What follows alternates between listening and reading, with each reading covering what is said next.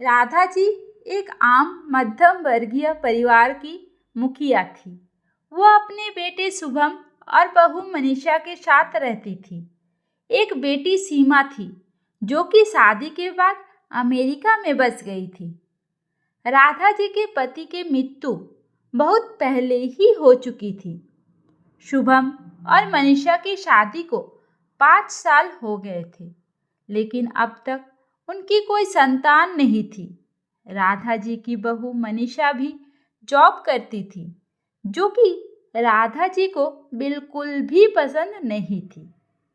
वह जल्द से जल्द दादी बनना चाहती थी, लेकिन मनीषा और शुभम ये अच्छी तरह से जानते थे कि अभी मनीषा का जॉब करना कितना जरूरी था। राधा जी अपने बेटे शुभम से इस बारे में बात करती तो शुभम किसी न किसी बहाने से बात को टाल देता था। इसलिए वो मनीषा को ही परेशान करने के बहाने ढूंढती रहती थी ताकि वो अपनी जॉब छोड़ दे। और अभी कोरोना काल में तो मानो उनके मन की मुराद ही पूरी हो गई थी। हालांकि वे दिल की पूरी नहीं थी, लेकिन पोते की चाह में वे ना चाहते हुए भी ऐसा ही कर जाती थी। अपनी हम उम्र सहेलियों को दादी बनते देखकर उनका मन दुखी हो जाता था। उस दिन भी घर में ऐसा ही कुछ हुआ। ऑफिस में काम की वजह से मनीषा देर तक सोती रही और राधा जी को अच्छा खासा मौका मिल गया था बातें सुनाने का। ये क्या बहू, अभी तक सो रही हो? पता है सुबह के 10 बज गए हैं। शुभम भी बेचारा कब से उठकर ऑफिस के काम पर लग गया है और तुम हो कि अभी तक सोई पड़ी हो। चलो अब जल्दी से उठकर सबके लिए चाय नाश्ता बना लो। मुझसे कुछ हो नहीं पाता है, वरना मैं तो तुम्हारे भरोसे कभी ना रहती, खुद ही सब कर लेती।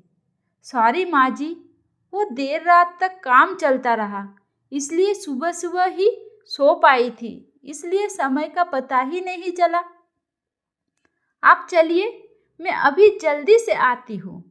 हाँ हाँ ठीक है, मेरा कुछ नहीं, पर शुभम को देख लो, उसे कुछ चाहिए तो नहीं, कब से उठा है बेचारा। हे भगवान, मुझे जल्दी से ठीक कर दे ताकि मैं ही अपने बेटे का ध्यान रख सकूं। राधा जी ने नाटकीय अंदाज में कहा। राधा जी ने अपनी बहू मनीषा को उठाते हुए इतना कुछ सुना दिया। मनीषा ने घड़ी देखी तो वाकई 10 बज गए थे। आज उसकी आँख कैसे नहीं खुली। वो जल्दी जल्दी अपने काम निपटाकर हॉल में आई तो शुभम अपने लैपटॉप के साथ ऑफिस के काम कर रहा था।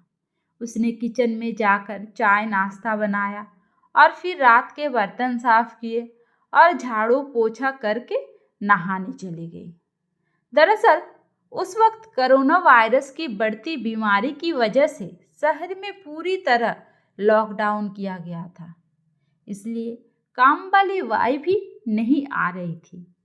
मनीषा खुद एक इंटरनेशनल कंपनी में काम करती थी। उसका ऑफिस टाइम निश्चित नहीं होता था। अधिकतर उसे रात में देर रात तक काम करना होता था। कल भी उसका काम देर रात तक चलता रहा, इसलिए वो देर तक सोती रही। मनीषा नहाकर आई तो देखा कि उसकी सास अपने कमरे में अपनी सहेली से फोन पर बातें कर रही थी। बातचीत में अपना नाम सुनकर मनीषा सास की बात सुनने लगी। अरे शारदा, तुम भी अपनी बहू को ज्यादा सर पर मत बैठाओ। बहू को ज्यादा उड़ने दोगी तो कल को अपनी नौकरी के चक्कर में वो तुम्हें ही घर की नौकरानी बनाकर छोड़ेगी। मैं तो भाई शुरू से ही मनीषा की नौकरी करने के खिलाफ थी।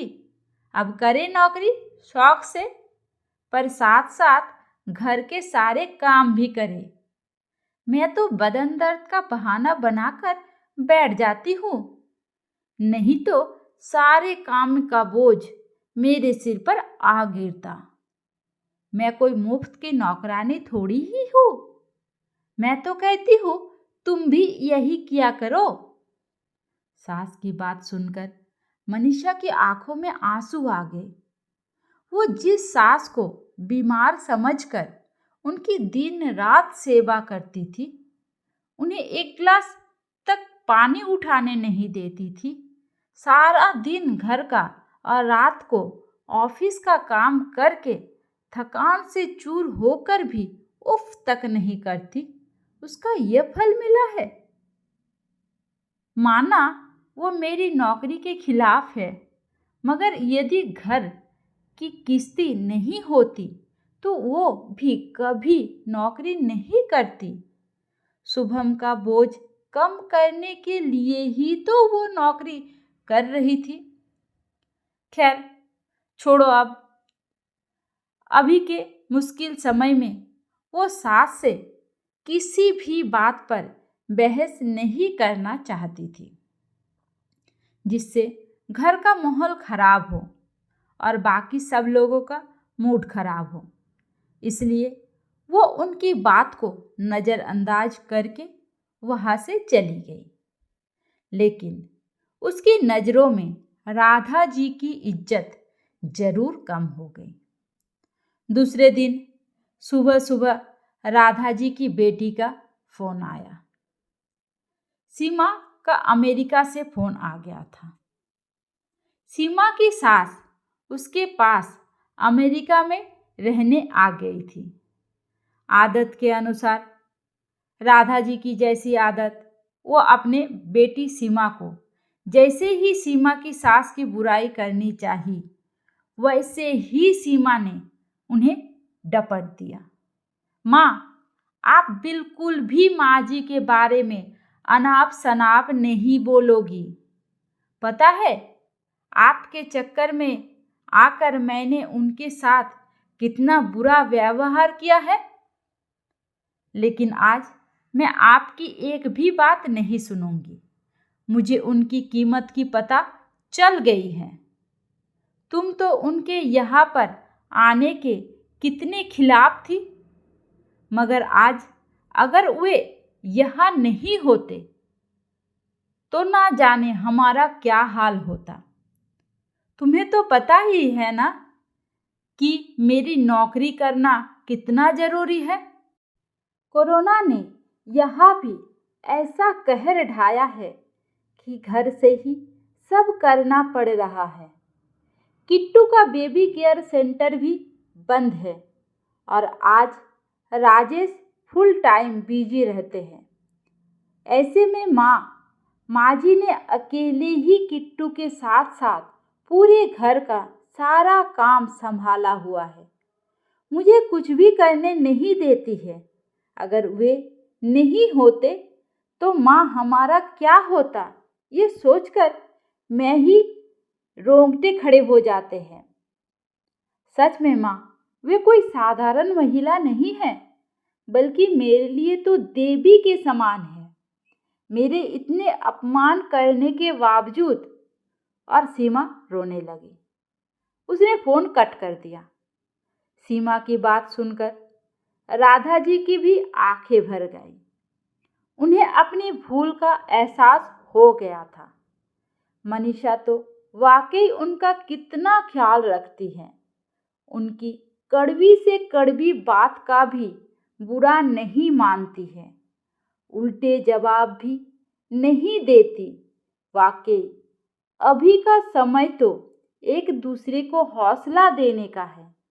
सारे गिले शिकवे भुलाकर एक दूसरे की मदद करने का है।